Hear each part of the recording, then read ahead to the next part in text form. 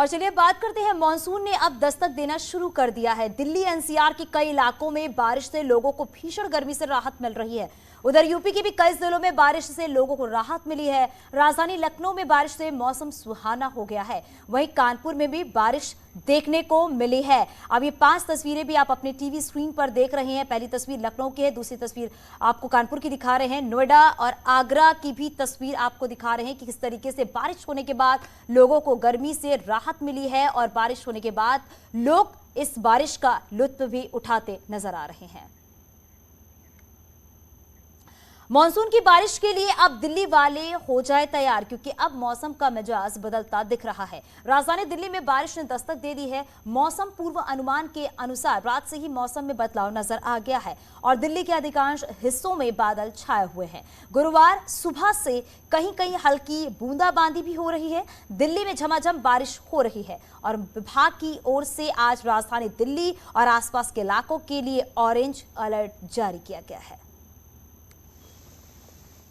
राजधानी दिल्ली और उसके आसपास इलाकों में मौसम का मिजाज पूरी तरीके से बदल चुका है। मैं आपको एक बार नज़ारा दिखाना चाहूँगी। आप देख सकते हैं किस तरीके से बादल छाए हुए हैं और एक अच्छा मौसम देखने को मिल रहा है। तपती धूप और चिपचिपी गर्मी से लोगों को राहत मिल गई है। हर कोई मानसून के इंतज़ार में था और मौसम विभाग के अनुसार आज यानी 30 तारीख से लेकर 6 तारीख तक ऐसे ही मौसम की संभावना रहेगी और ऐसे ही हवाएं जो हैं वो चलती रहेंगी। कई इलाकों में सुबह हल्की सी जो बारिश हुई है उसके चलते बहुत राहत देखने को मिल रही है। तो आज या कल मॉनसून का जो है वो आगमन हो जाएगा। और अगर आज के अधिकतम तापमान की बात करें तो वो 34 डिग्री सेल्सियस है और न्यूनतम तापमान की बात करें तो 27 डिग्री सेल्सियस है और लोगों को काफ़ी राहत मिलेगी, क्योंकि जिस तरीके से भीषण गर्मी मिल रही थी, हर किसी को मानसून का इंतज़ार था और जिस तरीके से अब बूंदें पड़ने लगी हैं, हर किसी को ये राहत सामने नज़र आ रही है कि अब मौसम का जो मिजाज है वो बदलता जा रहा है। तो आज या कल भारी बारिश होने की संभावना है और मौसम इसी तरीके से राहत देता रहेगा। तो कैमरामैन सोनू के साथ फराह खान, न्यूज़ 18 दिल्ली। लखनऊ के कई इलाकों में जोरदार बारिश हुई है। लखनऊ के आसमान में छाए बादलों के बरसने से लोगों को राहत की सांस मिली है। बारिश के कारण लखनऊ में गर्मी कम हुई है। मौसम विभाग के मुताबिक यूपी के कई जिलों में मानसून ने दस्तक दे दी है और आने वाले 1-2 दिन में कई इलाकों में जोरदार बारिश होने की भी संभावना है।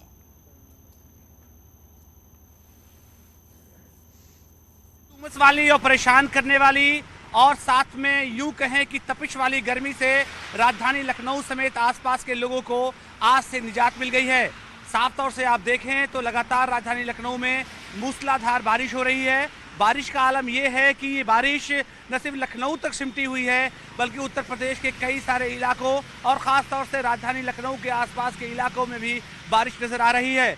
खबरों के अनुसार सीतापुर, उन्नाव, हरदोई, बाराबंकी, लखीमपुर खीरी, रायबरेली तक ये बारिश फैली हुई है।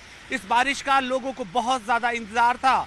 उधर मौसम विभाग ने इस बात को साफ किया है कि आने वाले दिनों में बारिश का सिलसिला जारी रहेगा। खास तौर से इस हफ्ते में बारिश लगातार होती रहेगी। साथ ही अगर तापमान की बात करें, जो तापमान जहां पर 43 डिग्री सेल्सियस तक पहुंच गया था, वहीं आज बारिश के बाद इसका आंकड़ा 27 तक आ गया है। यानी कि सीधे तौर से 10 डिग्री सेल्सियस से ज़्यादा तापमान तमाम इलाकों में कम हुए हैं।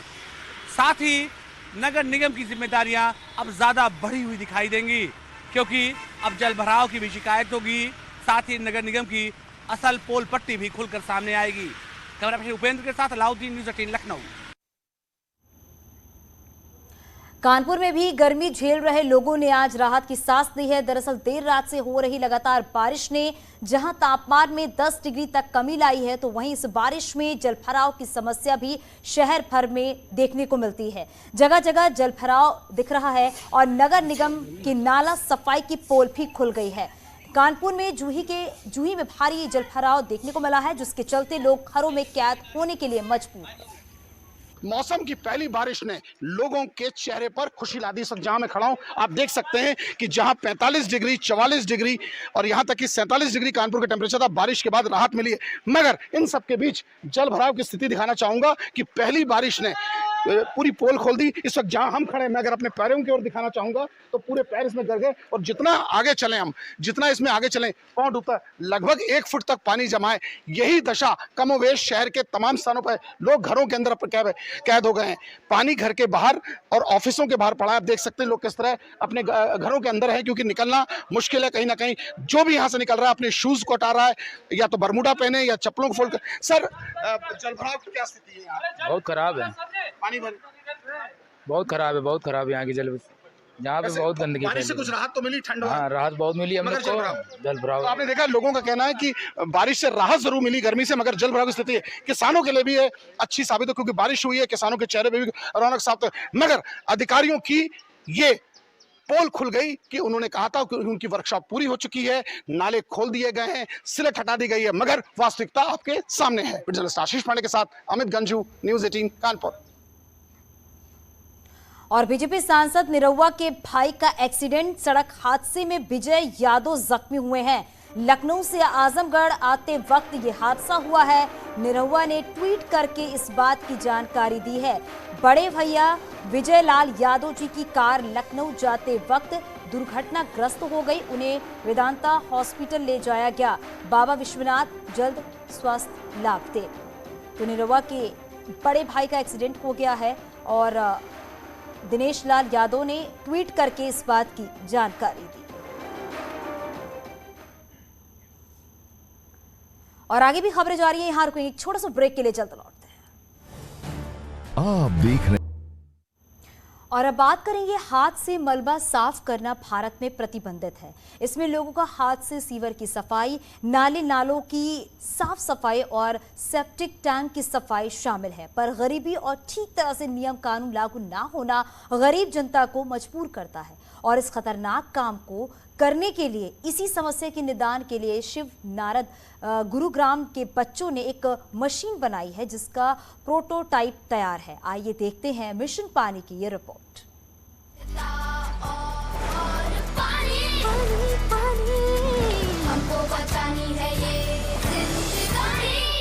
The sewage cleaning process in India is quite unique. It is not like anything else you have seen in other countries where it is quite standardized.